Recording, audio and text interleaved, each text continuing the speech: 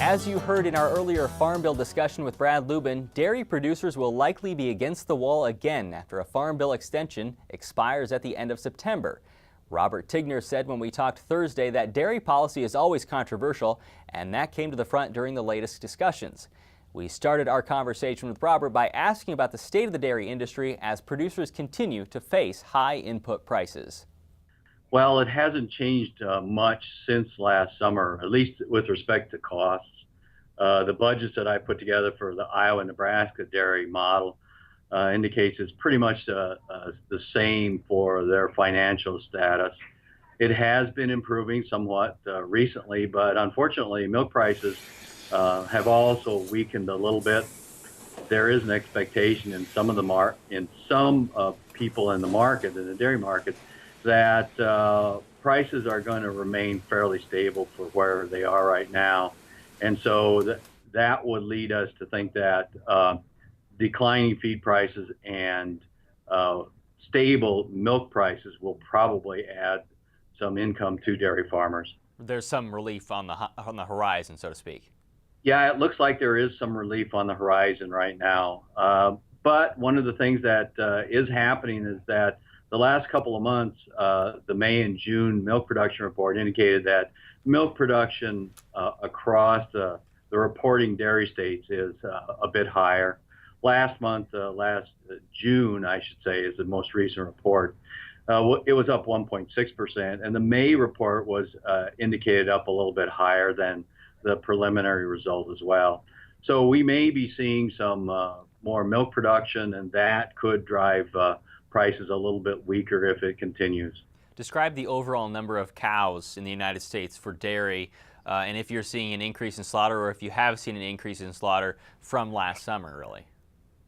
Well, that's difficult to say because due to sequestration, the federal budget sequestration, we don't have those numbers anymore, at least the cow numbers. Right.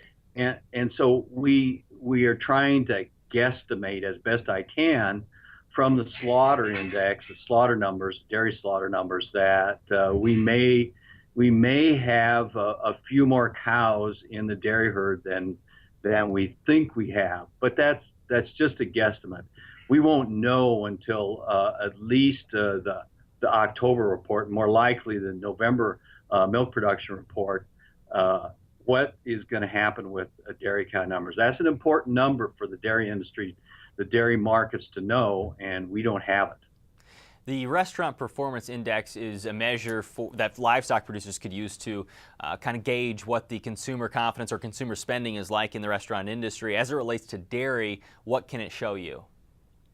Well, I like watching the RPI because it is one of those indicators to what is happening in the economy. The better performance of the restaurants means that there's probably a better economy coming or occurring in the present.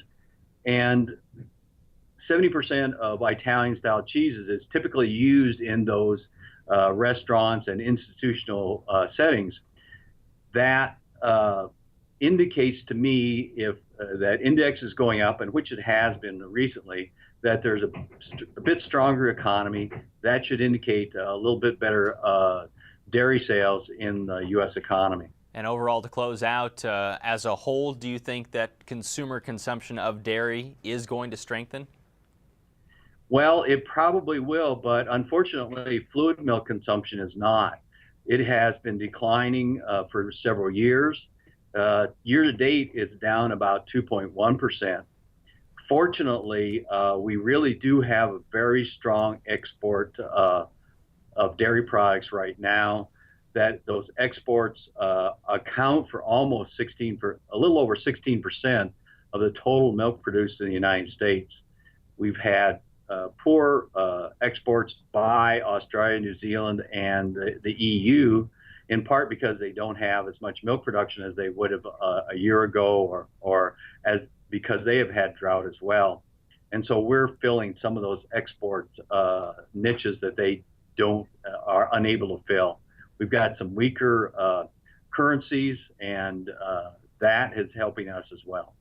Odds are that there won't be a new farm bill by the time this current one expires, or by the time this current extension expires at the end of September, for dairy producers is probably more relevant than in any other industry. Where do you stand on that right now? Well, it's very relevant. That's true. The MILC, or Milk Income Loss Contract, was extended by the past extension, and that payment has added some income to dairy producers recently. It will expire the end of September, and a new policy had been put forward that would move us in the dairy industry towards an income insurance policy. And there was also a supply component to that policy. An amendment did replace that supply component. We really don't know what's going to happen with dairy policy. The supply control component of a dairy policy in the Farm Bill is fairly controversial. And there are some strong forces that do not want to see supply control. It's not only in the processor side, but there are some dairy producers and dairy organizations that would not like to see that supply control. It was controversial. Dairy policy has always been controversial. It's controversial in negotiations, in international trade negotiations as well. So we'll see what's going to happen. The expectation was really that this Farm Bill would pass with that supply control, but did not happen.